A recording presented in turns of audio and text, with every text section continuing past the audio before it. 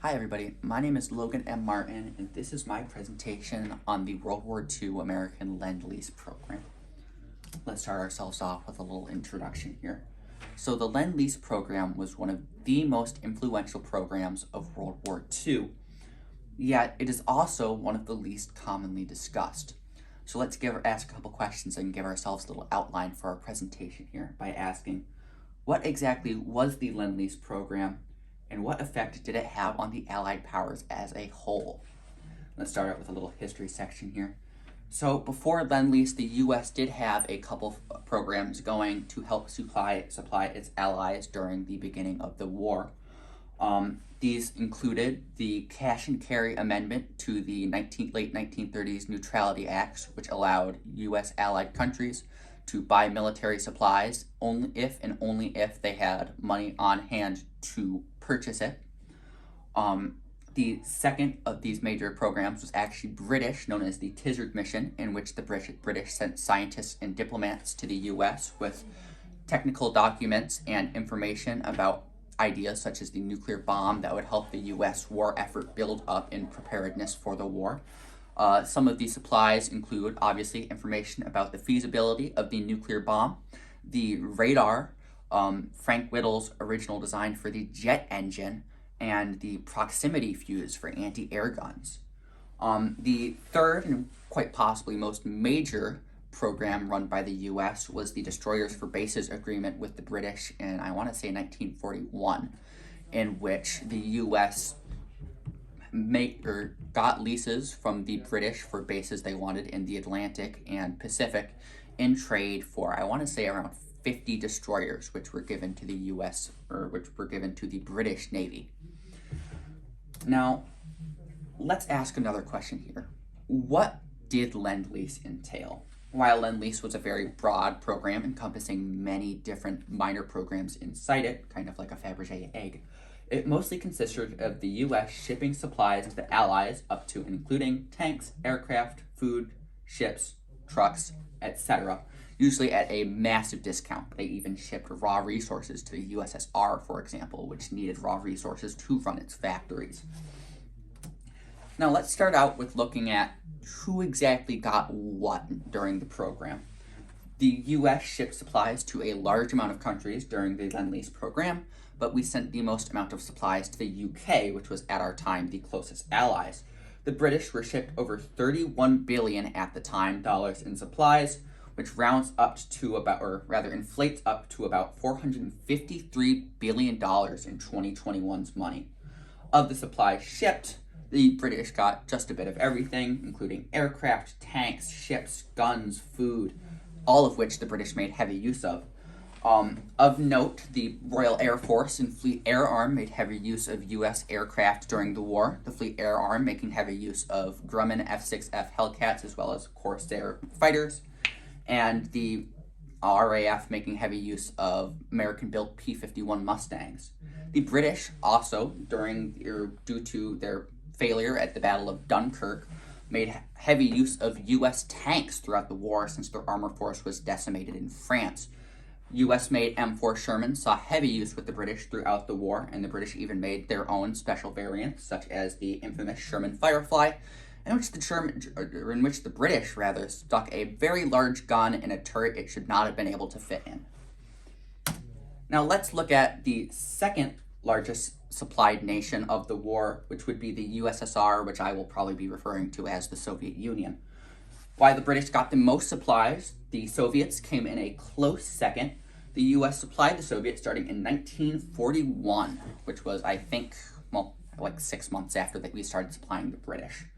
While the U.S. placed some restrictions on supplies given to the Soviets, the Russians made heavy use of the estimated $11 billion of equipment given to them, or about $160 billion in 2021 money.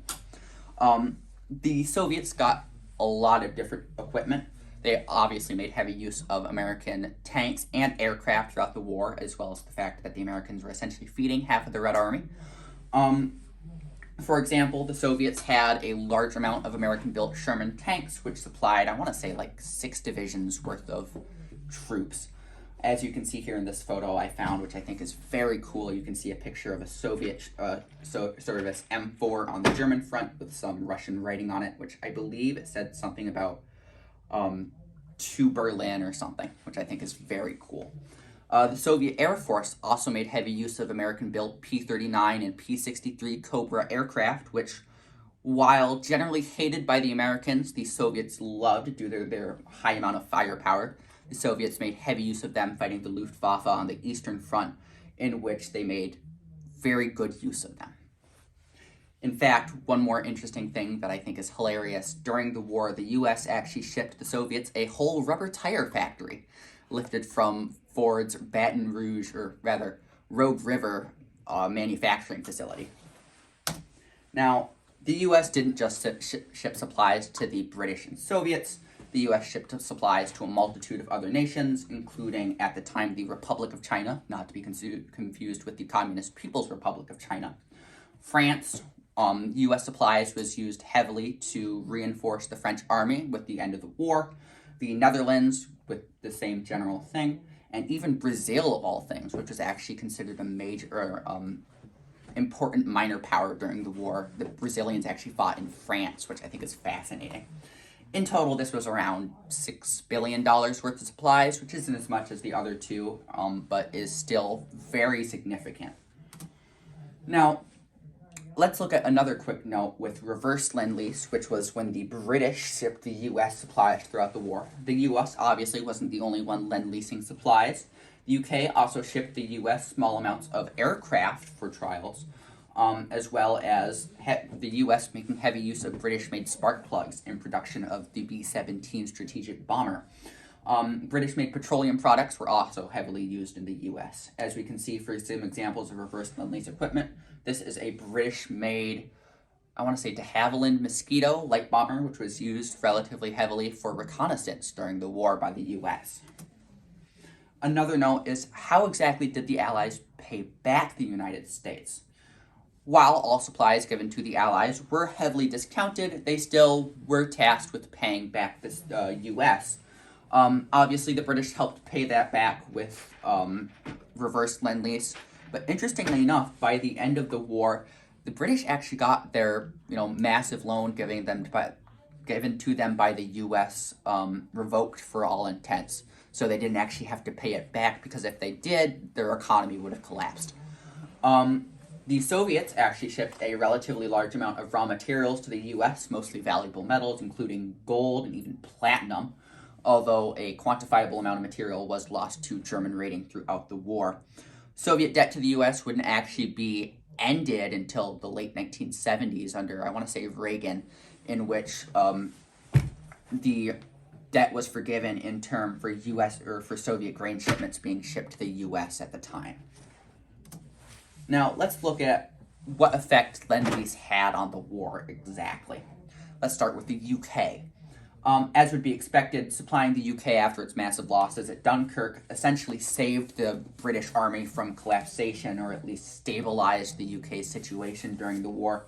Even after the war, the UK made heavy use of American equipment up until, I want to say, the late 50s, in which they usually ended up supplying their own equipment.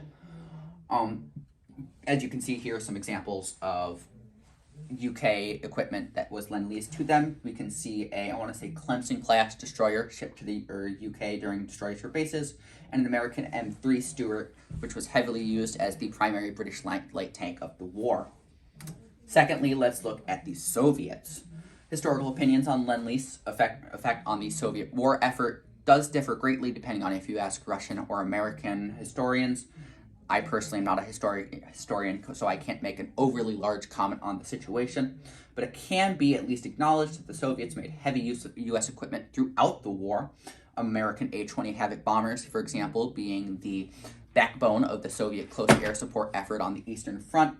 And even after the war, the Soviets made heavy use of American M3 and M2 half-tracks, which eventually went on to inspire some Soviet designs.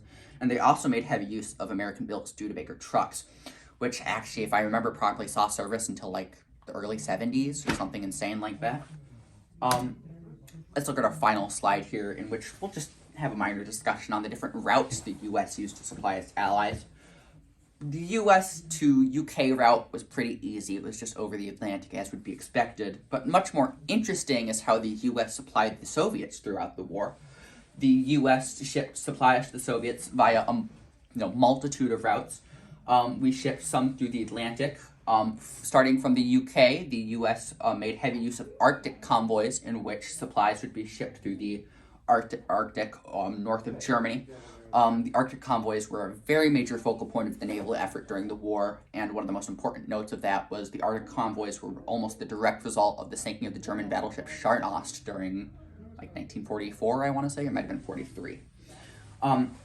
The U.S. also shipped the Soviet supplies through the Atlantic through I forget what the route was exactly called, starting from Washington State through Canada and actually flying aircraft over to the Soviets from Alaska, which I think is very fascinating. A lot of brave pilots participated in that one, considering how awful the conditions in the Arctic were.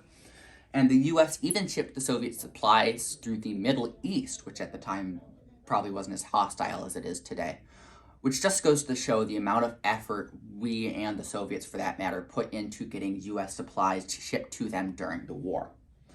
So this last slide here marks the end of my presentation. I would like to thank you all for watching. This is a topic that I found frankly fascinating, and I hope you guys all have a good day.